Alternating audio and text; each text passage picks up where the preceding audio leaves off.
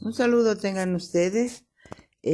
Por esta unidad no vamos a presentar un PowerPoint porque hay bastantes cuadros y documentos, entonces va a ser un poco, va a tener mucha imagen. Vamos a ir trabajando con el módulo y en esta unidad nos vamos a dedicar específicamente a hacer el análisis cualitativo y un tanto cuantitativo de las dificultades de aprendizaje. Antes de todo, quiero explicarles que cuando nosotros vamos a intervenir en dificultades de aprendizaje, hay tres enfoques, ¿no? En realidad, el primer enfoque es el conductista, que es centrado en la tarea. No porque digamos conductismo está mal, ¿no? El conductismo es una línea psicológica bastante científica y tiene como característica en su intervención en centrarse específicamente en el problema.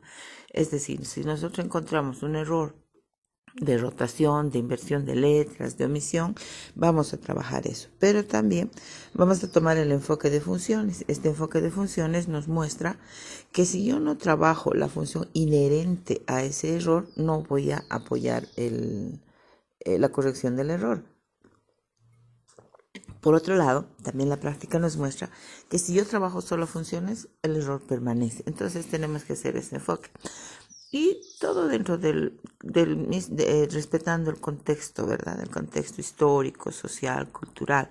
Los ejemplos que tengo que tomar son específicamente de sus libros, de sus cuadernos, entonces, porque ese es su contexto.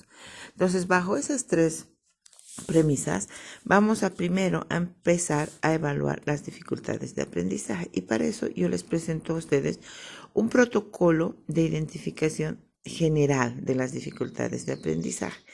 En primer lugar, como ya hemos visto en la definición, en los tipos de dificultades, hay que ir diagnosticando. No podemos directamente entrar a aplicar una batería, por ejemplo, pero este protocolo nos va a dar, miren, los datos generales para determinar las dificultades de aprendizaje. Los datos generales nos interesa mucho el nivel de escolaridad para luego aplicar otras pruebas que nos den el nivel real de competencias para el criterio de discrepancia, ver si realmente hay una discrepancia. Nos interesa conocer un poco de sus datos familiares para ver también si es que ha habido organicidad para aplicar el criterio de exclusión, ¿verdad? Y los errores específicos que vamos a encontrar son la base para aplicar el criterio de especificidad. Entonces, ¿qué vamos a evaluar? Vamos a evaluar la actividad motora. Ahora, ustedes tienen que pasar tiempo con el niño o con el joven para ir evaluando estos ítems. Este pequeño protocolo ha sido tomado de varios autores, yo lo he diseñado y hemos tomado como medidores nunca, ocasionalmente y frecuentemente, que es una escala Likert en realidad, en la que le asignamos valores, donde nunca es 0, ocasionalmente es 1 y frecuentemente 2. Por supuesto, la línea, la tercera columna donde dice frecuentemente, es la que nos va a dar los indicadores. Todos los indicadores, o sea, movimiento excesivo, periodos de impulsividad, etcétera, o periodos de inquietud, están enunciados en forma positiva a dificultades de aprendizaje. Entonces, el indicador, el medidor 2, nos va a mostrar que sí puede haber dificultades de aprendizaje. ¿Qué es lo primero que vamos a evaluar? La actividad motora. Movimiento y aprendizaje están muy relacionados, ¿no? Ya no se estudia la parte cognitiva de forma aislada. Ahora hay la integración cognitivo-corporal, por ejemplo, porque la dificultad de aprendizaje también se va a expresar en la actividad motora, en sus 5 tipos, ¿no? Por supuesto que mucho más en los que son permanentes, en el tipo 3, 4 y 5, ¿no? Vamos a ver hiperactividad y ahí vamos a ir viendo movimiento excesivo, ¿no? Periodos de inquietud, impulsividad, se levanta de su asiento con frecuencia, si tiene conducta errática, ahí están las aclaraciones, si se mueve por la sala, si sus manos se están moviendo así como que temblando o golpeando, si los pies se mueven, si habla en exceso, si molesta a los compañeros, y vamos a analizar también dentro de este ítem de psicomotricidad, de actividad motora, la hipoactividad. Hay niños que tienen muchas dificultades en la atención, que son hipoactivos, es decir, están a un rincón del aula y no nos damos cuenta de él y ni sabemos su nombre. Su conducta es excesivamente tranquila y generalmente pasan inadvertidos. Vamos a evaluar también la coordinación. Dentro del área motora, la coordinación es muy importante. La coordinación se va desarrollando durante la etapa preescolar. Este niño con dificultades de aprendizaje del tipo 3, especialmente del 4 y del 5, va a tener dificultades en la coordinación. Por ejemplo, torpeza física. Las de tipo 3 tienen eso, hace caer o chocan con objetos. Su caminata es en bloque, así como robots, no disocian cintura escapular, ¿verdad? Su caminata es en bloque, a veces no hay ni el reflejo de paracaídas y si se caen de cara. Hay una incoordinación general, no disocian movimientos, ¿no? Eso es casi lo mismo. No hay lateralidad corporal definida, la lateralidad debe estar definida a los 6 años, falta equilibrio y falta de coordinación visomotora en la escritura y la aprehensión pinza que es ineficiente, ¿no? Vamos a continuar con la actividad motora y a veces encontramos perseverancia. Por ejemplo, si ustedes le aplican el test Bender, en los puntitos se van a salir y van a perseverar, van a ser más de 13 puntos. Tienen dificultad de pasar de una actividad a otra, ya como ven aquí, persisten en los mismos temas de conversación, son repetitivos y a veces eso hasta ocasiona problemas de conducta, porque son muy insistentes. Necesita que se les repitan las instrucciones, repite la última palabra de la frase, comete el mismo error y no se da cuenta, realiza diferentes formas o figuras en el papel mientras escribe, pinta toda la página sin parar y golpea de manera continua los muebles. Entonces ustedes anotan o 0, 1 o 2, ¿no? Como les explicaba, 0 es nunca, ocasionalmente es 1 y frecuentemente es 2. Luego pasamos a evaluar otra área, el área de emotividad. El área de emotividad quiere decir es el área de emociones, el área emocional. Y habilidad emocional, demuestran poca habilidad emocional, eso quiere decir no identifican, no ponen nombre a sus sentimientos ni gestionan sus sentimientos. Es dependiente, necesitan demasiada ayuda, tiene dificultades de relación con el entorno, presentan conductas desadaptativas con el medio, tienen pobre control del impulso o son muy obedientes y no tienen decisión, no tienen capacidad en elegir, por ejemplo, en tomar decisiones, siguen a todos, no tienen voluntad propia, son muy obedientes, ¿no? O su temperamento es cambiante, demuestran ansiedad y nerviosismo, presentan tristeza y desánimo, tienen déficit en las conductas de autorregulación emocional, verbal y motora también. Presentan un estilo de pensamiento que es de indefensión aprendida, es decir, a todo le atribuyen más fracaso. Si, por ejemplo, algo no han hecho mal, para ellos sí es la catástrofe y tampoco asumen sus éxitos, es decir, le digo, qué bonita tu tarea, tu A está dentro del cuadro, dices que esta profesora algo quiere o no se ha puesto sus lentes, digamos. Bueno, pasamos a evaluar la parte 3, que es el área de percepción, y en el área de percepción vamos a evaluar si identifica sensaciones, frío, calor, dolor, ¿verdad? Diferenciar sensaciones, es decir, esta sensación de dolor es de 1 o es de 10, ¿ya?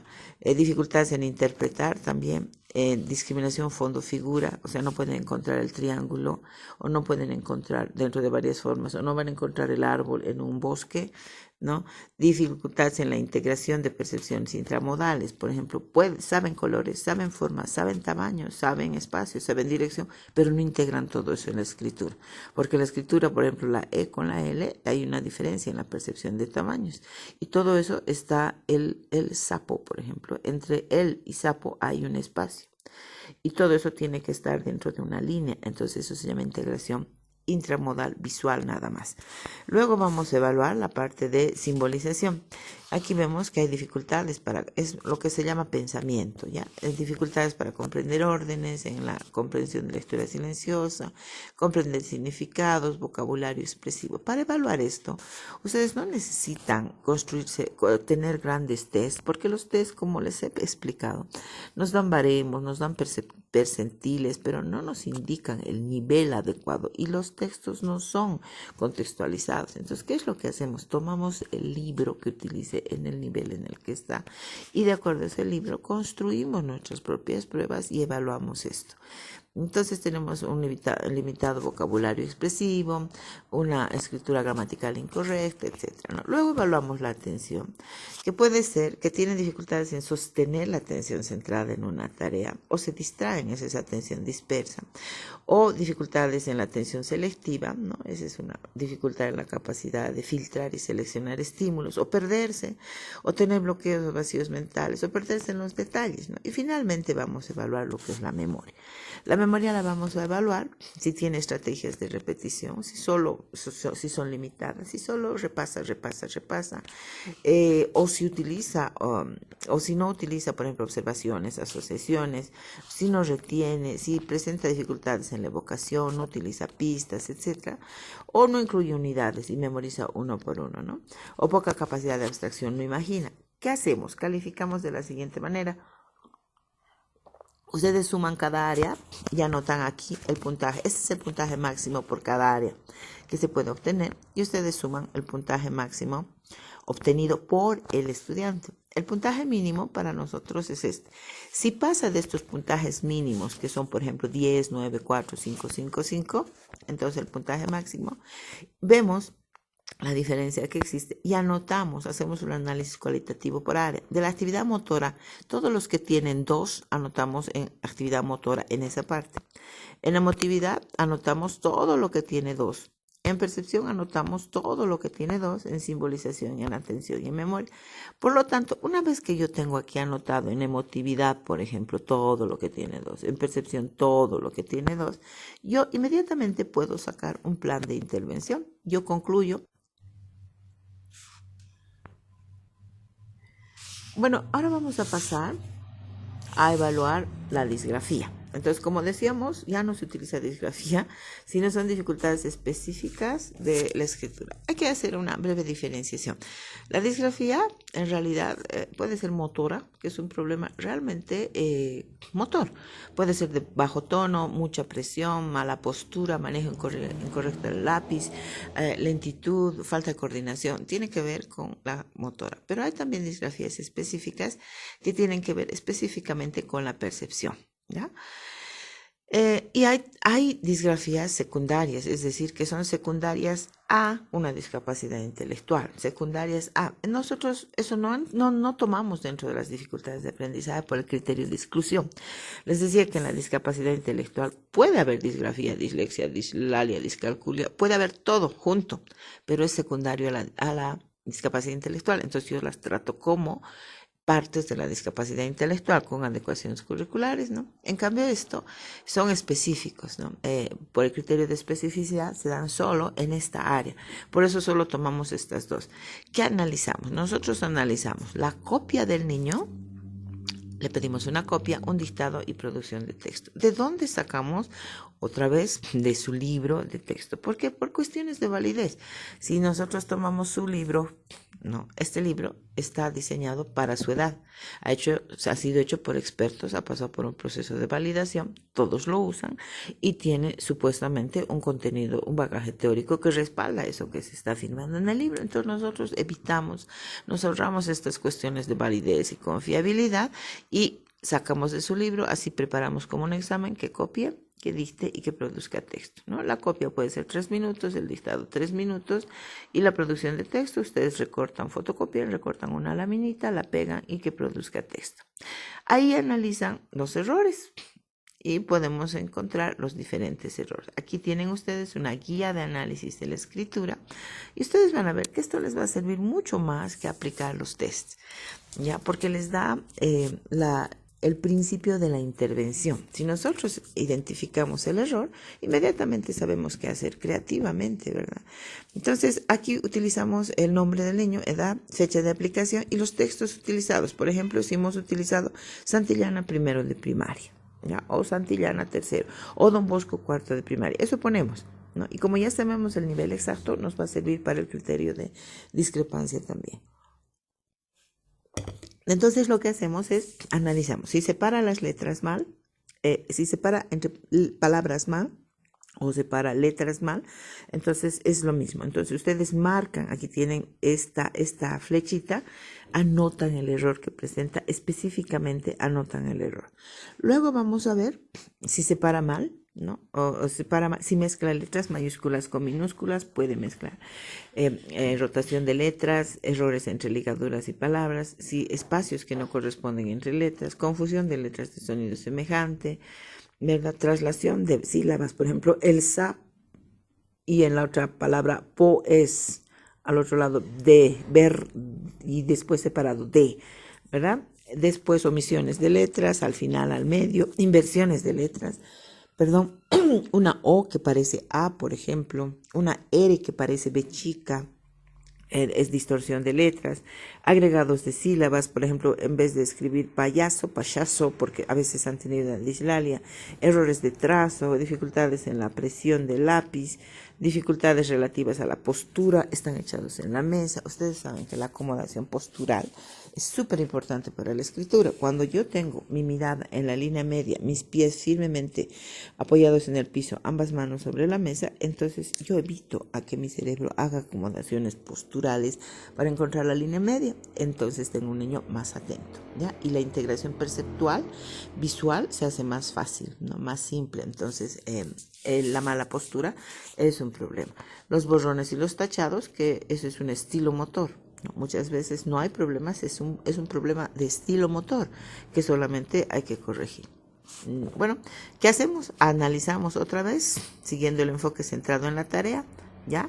Vemos ahí las flechitas. Primero vemos el error, que es la tercera columna, la que está vacía, y después analizamos la función subyacente al error y planteamos, aquí hacemos nuestro resumen, qué funciones están implicadas. Si por ejemplo hay rotación, lateralidad, anotamos en esta parte, ya, anotamos direccionalidad, etcétera. Y aquí tienen ustedes la función. Esta es la función. Entonces ustedes anotan en función eso y en el enfoque centrado en la tarea el error mismo, que es la tercera columna. Ahí tienen ustedes y después escriben su informe, ¿ya? Luego vamos a evaluar la producción escrita, es decir, lo que antes se llamaba, ya no me acuerdo qué se llama, la producción escrita, la producción de textos, ¿verdad? La composición que se llamaba. Entonces, ¿qué es la producción escrita? La producción escrita se puede evaluar ya desde tercero de primaria y requiere altas operaciones cognitivas, ¿no? O sea, la escritura ya tiene que estar automatizada y es de bajo nivel. La puntuación tiene que estar automatizada, también es de bajo nivel. Entonces ya entran operaciones mentales de alto nivel, que son buscar en mi memoria palabras, enlazarlas, darles coherencia, empiezan los procesos de planificación, organización, de escritura misma, que ya es bajo nivel, la grafía, y los enlaces y la coherencia del texto. Entonces, ¿qué vamos a analizar? En la producción escrita vamos a analizar la planificación, la transcripción, la revisión y la metacognición. Para esto, yo tengo que estar con el estudiante. Bueno, la planificación, tengo que estar con el estudiante varias sesiones, yo tengo que conocerlo, ¿verdad? Entonces, en la planificación, ¿qué es? Es el borrador mental de la composición. Ahí tienen ustedes. Luego viene la transcripción. La transcripción es la escritura, pero también viene la metacognición. Entonces, ¿cómo evaluamos la producción escrita? Ahí está el protocolo de evaluación de la producción escrita, lo mismo. No lo mismo que hemos hecho. Yo lo he adaptado esto del libro Pirámide, que les he mandado otro más actual en el PDF. Ustedes tienen de la editorial Pirámide un PDF excelente. Pueden revisarlo. No es para nota, por si acaso. Este formulario, este protocolo está planeado.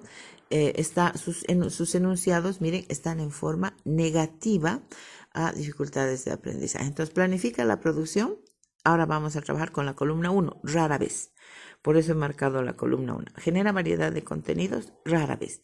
Responde a la organización del texto, respeta la puntuación, mantiene la coherencia del tipo de texto, o sea, empieza en cuento y después termina en fábula o es una historia o Después elabora estructuras gramaticales, tiene niveles adecuados de léxicos, es decir, vocabulario, sintaxis, reglas ortográficas, termina las oraciones, coordina y las enlaza lógicamente, tiene que utilizar enlaces lógicos, además, por lo tanto, mediante, esos son los organizadores lógicos, si sus oraciones son complejas, si tiene la información necesaria, si existe concordancia entre sujeto y verbo, ¿no ve? El Carlos corriendo, por ejemplo, no hay concordancia, relaciona antecedente con consecuente, concuerda tiempos verbales, empieza en pasado, se va al presente, al futuro, ¿verdad? Género y número, el perros, por ejemplo, considera todo el texto al mismo destinatario, empieza escribiéndose él y termina escribiendo a todos en el texto mismo, ¿verdad? Revisa su producción constantemente, corrige su producción. Entonces, ¿qué hacen ustedes? Hacen el análisis cualitativo de la escritura. Ahí tienen el ejemplo. Y, por ejemplo, los que han encontrado en esta columna, anotan aquí. Y, por ejemplo, si han encontrado ustedes el ítem rara vez genera variedad de contenidos, ustedes ya ponen objetivo de la intervención. El objetivo será que genere variedad de contenidos. Si no genera contenidos, ¿qué tenemos que hacer? Que genere contenidos. Y aquí viene la creatividad de ustedes. ¿En base a qué? A gráficos y a guías de pregunta. ¿Sí? ¿Qué actividades voy a desarrollar? Voy a hacerle recortar escenas, pegarlas en su cuaderno, voy a hacer dictado y copia de preguntas generadoras. ¿Qué necesito? Láminas y a colores. Entonces, ustedes para cada rara vez que han encontrado en esta columna, ¿sí? Para cada rara vez, ustedes hacen esta tablita y tienen su plan de intervención, ¿sí? Las dificultades específicas en la lectura. La lectura es una actividad muy compleja, ¿no? Integra varias habilidades. Primero, integra la capacidad de reconocer y atribuir significado a los símbolos impresos, pero también consiste en interpretar y comprender el texto. La neuropsicología de la lectura es bastante compleja, pero con fines de evaluación cualitativa, nosotros vamos a considerar que las fases de la lectura son: decodificas los gráficos, los que son líneas, rayas, formas que tienen un significado que se les ha atribuido sin ninguna lógica, ¿no? Y pasan a ser parte de un alfabeto. Después comprendemos y hay dos vías de acceso a la lectura. Una es la vía fonológica, es decir, que es la codificación, ahí tiene que ver con la conciencia fonológica, ¿no? Por ejemplo, Stratikov, ¿qué será? Ustedes pueden leer Stratikov, pero no saben qué es. Esa es la vía fonológica. Le damos al grafema un nombre, ¿no? Un sonido, y lo convertimos en un fonema. Es la vía fonológica. Pero esa vía no es suficiente. Entonces tenemos la vía léxica o la vía de acceso al significado, que es atribuirle un significado. Si les digo Stratikov es un animal que vive en África, cuando ustedes lean Stratikov, entonces van a imaginar al África caliente, el animal. Y si les digo es negro, ya va a ir apareciendo más la imagen, ¿verdad? Esa es la vía de acceso al léxico. Por eso el niño, para aprender a leer, tiene que tener 5.000 palabras de vocabulario con sus respectivas imágenes sensoriales, ¿no? Esta vía léxica da acceso al significado. ¿Por qué? Porque en el momento en que yo les digo Stratikov, por ejemplo, o si leemos la palabra Matif, ¿no? Matif es la vía fonológica, pero si le pongo Matif, un niño de pestañas largas, rubio, hermoso, de ojos celestes, Matif, el significado es niño, y eso me puede dar características esenciales de un niño, varón, ojos, cabeza, etcétera, ¿no? Entonces, es bien complicado eso de la neuropsicología de la lectura, pero esas son las dos vías: la primera, la fonológica; la segunda, la léxica; y la tercera, que da acceso al significado. Es una operación mental. En el proceso de lectura, ya les decía que se activa además la representación fonológica, ¿no?, de las palabras, porque cuando leemos en voz alta tiene que haber una correcta articulación. Si yo tengo la R mal articulada, yo voy a leer tlactol. Entonces voy a escribir tlactol, porque el lenguaje, la lectura es un sistema de lenguaje, y el lenguaje es un sistema de retroalimentación. Sale de mi boca, entra por mi oído, se decodifica en mi cerebro, sale otra vez. Entonces no tiene que haber dislalias, ¿ya? ¿Qué vamos a evaluar? Se evalúa de la escritura, se evalúa la velocidad lectora, la comprensión lectora, la lectura silenciosa, las habilidades, ¿no? Nosotros para esto vamos a evaluar la comprensión, solamente la velocidad lectora, porque sabemos que el que lee velozmente y bien es un buen comprende bien. no tenemos textos, estamos tratando de construir textos de comprensión lectora. Yo tengo un proyecto para hacer eso, solo que no he podido acabar. Entonces, ¿qué hacemos? Tomamos otra vez un libro de su texto, un texto de su libro, perdón, tomamos y elegimos, le decimos vas a leer en voz alta 3 minutos. Luego de que lee con cronómetro, cuento cuántas palabras tiene el texto, divido el número de palabras entre 3 porque ha leído 3 minutos y tengo la velocidad lectora. Luego me voy inmediatamente aquí y busco, ¿ya? Se dice que un buen lector adulto lee entre 200 y 300 palabras por minuto. Yo he contado las palabras que leen, el número de palabras que leen los locutores de la radio y no llegan a 200 minutos. No sé si en lectura oral puede haber 300 minutos, a no ser que seas cubano o venezolano, ¿verdad? Pero para hablar una palabra hay una serie de movimientos. O sea, cada fonema implica un tipo de respiración, de posición de órganos faciales, un tipo de fonación. La laringe se abre, se cierra, el paladar sube, baja. La úvula igual, o sea, acomodamos el aire en la úvula, la lengua sube, baja, los dientes se abren o se cierran, el labio se abre o se cierra. Para cada fonema, imagínense para tantos fonemas que hay en una palabra y por minuto. Entonces, yo no he encontrado que son 300 palabras, pero la literatura dice eso. Entonces, ¿qué he hecho? Con mis alumnas de las universidades hemos tomado velocidad lectora y hemos encontrado que la velocidad promedio en primero es 30 palabras por minuto, la de segundo es 60 palabras, la de tercero 80, la de cuarto 110, la de quinto 150 y sexto de primaria adelante no pasa de 180 el promedio. Entonces ustedes pueden tomar este rango, ¿no? Entonces si está en 59 palabras, está en primero. ¿Ya? 60 palabras por minuto hasta 79, o sea, no hay baremos todavía, ¿ya? Entonces, hasta 79 segundo, de 80 hasta 109 es tercero, etc.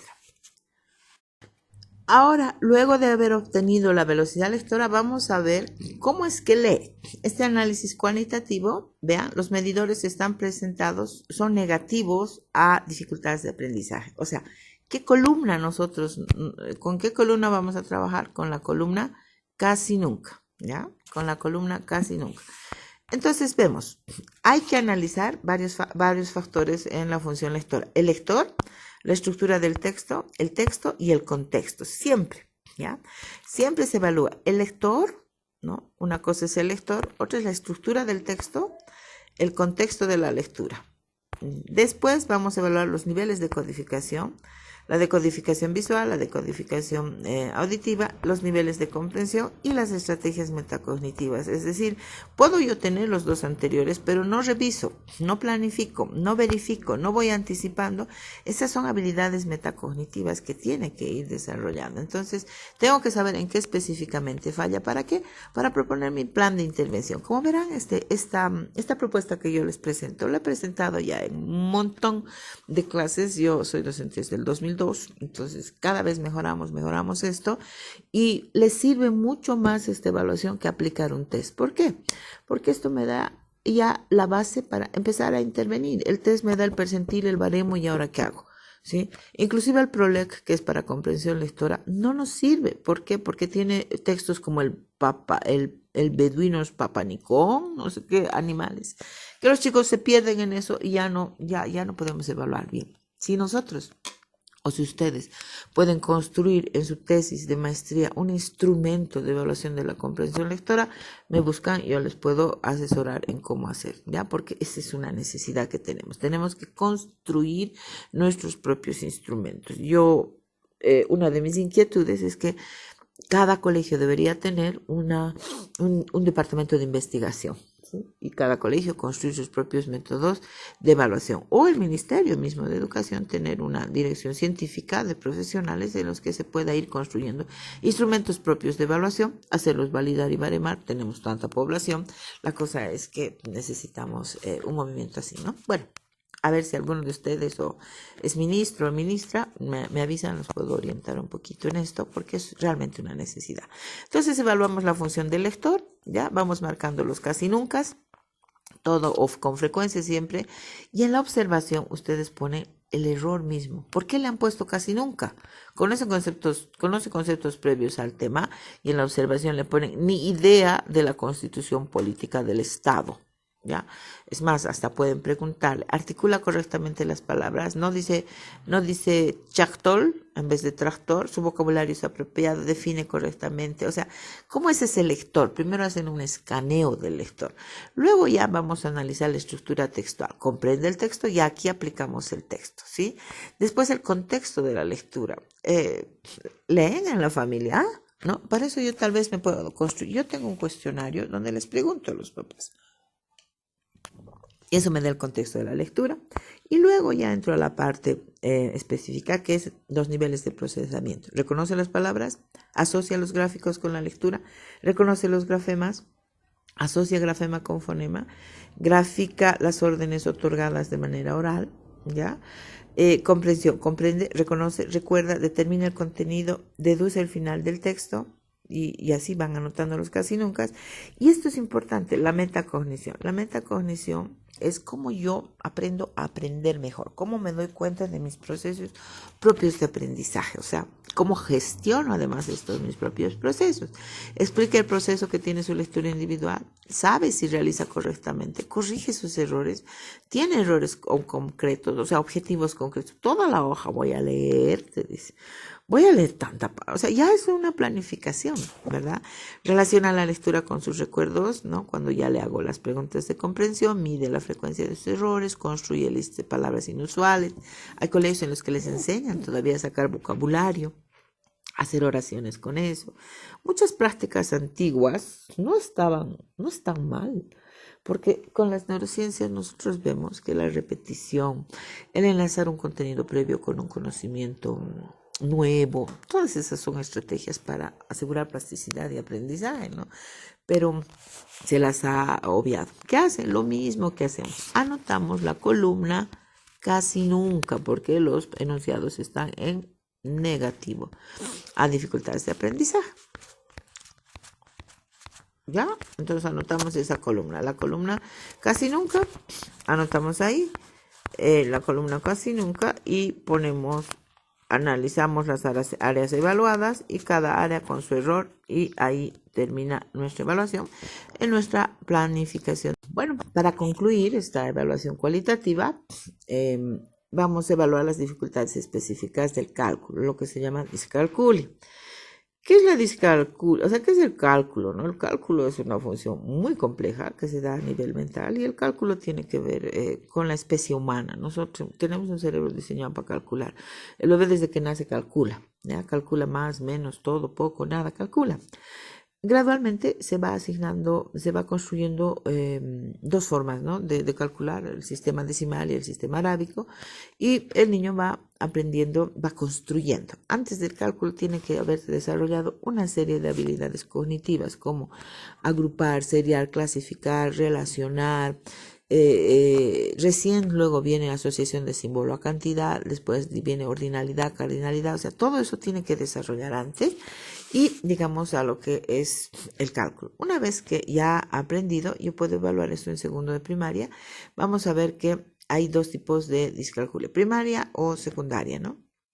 Es decir, primaria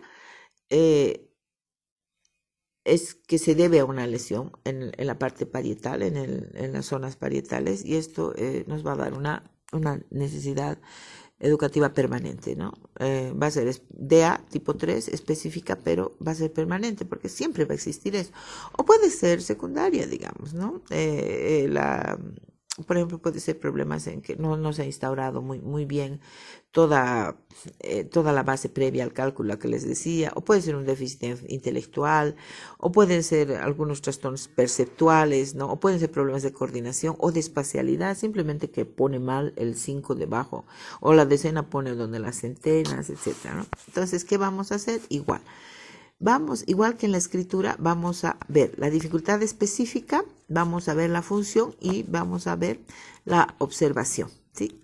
¿Cuál es el error que hemos encontrado? Entonces, falla en identificar los números, al 3 le dice 5, ¿no? La confusión de números por formas, inversión de números, errores. Vamos a construirnos nosotros, ¿qué vamos a evaluar?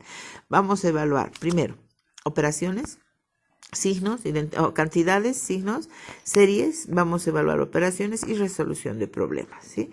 Para esto, ¿qué hacemos? Nos construimos ¿Ya? Nos construimos otra vez una especie de examen de su mismo texto y evaluamos. Entonces, evaluamos, hacemos dos ítems, por ejemplo, de que lea signos, que lean cantidades, que anote las cantidades y signos, si confunde signos, números, si invierte los números. Después vamos a series, que complete series. Después operaciones, ¿ya? De acuerdo al nivel en el que está, y resolución de problemas y dificultades en el cálculo mental. De cada uno nosotros encontramos la función que es inherente. Por ejemplo, si en columna mal encolumnamiento de cantidades, dice, ¿cuál es la función? No sabe decimales, no sabe jerarquizaciones, no sabe el valor posicional, pero tampoco debe tener muy buena lateralidad. Entonces ustedes anotan el error aquí, ¿no? Que han encontrado en observaciones, luego pasan a la tablita que siempre construimos y hacen su informe. De acuerdo a los errores, a esta observación, ustedes planifican su intervención. Si en columna mal, ¿qué van a hacer? Que en columna bien. Si confunde los números, ¿qué van a hacer? Que no confunda. ¿Y cómo vamos a aplicar? Enfoque en funciones y enfoque centrado en la tarea. La función psicológica, por ejemplo, para la confusión de números es lateralidad. Tenemos que trabajar lateralidad, espacialidad, direccionalidad, percepción visual con diferentes ejercicios de acuerdo a su edad, pero también algunas estrategias específicas centradas en la tarea. Por ejemplo, con mi cuerpo yo puedo hacer el palo del 5 y la colita del 5. Y con otro color pone la cola de arriba, digamos, ¿no? Entonces le corrijo el error, pero trabajo la función. Y ese es el plan. Ustedes tienen aquí un resumen de estrategias psicopedagógicas para dificultades de aprendizaje, una por una. Ya, esto he hecho un resumen porque en el libro que yo tenía están los ejercicios en gráficos, pero no tengo ni un libro, ¿sí? Entonces, ahí está, pero un resumen. Ustedes ya creativamente pueden escribir, por ejemplo, ahí está. Si se para mal las palabras, escribir cada palabra con diferente color. Si se para mal, subrayar con diferentes colores cada sílaba, ¿no? Entonces esto es para actividades centradas en la tarea y funciones. Y ahí tienen un poquito para dificultades en la lectura, en la comprensión lectora, para el cálculo, etc. ¿Ya? ¿Qué tenemos que hacer? El foro ustedes lo tienen. El foro es para las preguntas. O sea, en esta semana no hay una pregunta específica en el foro. En el foro, ustedes, por favor, yo preferiría, si el foro tiene puntuación, hay que marcar en el foro, ¿no? La pregunta, vamos a tratar de responder, pero es más ágil el WhatsApp, ¿ya? Entonces estaríamos tomando como opción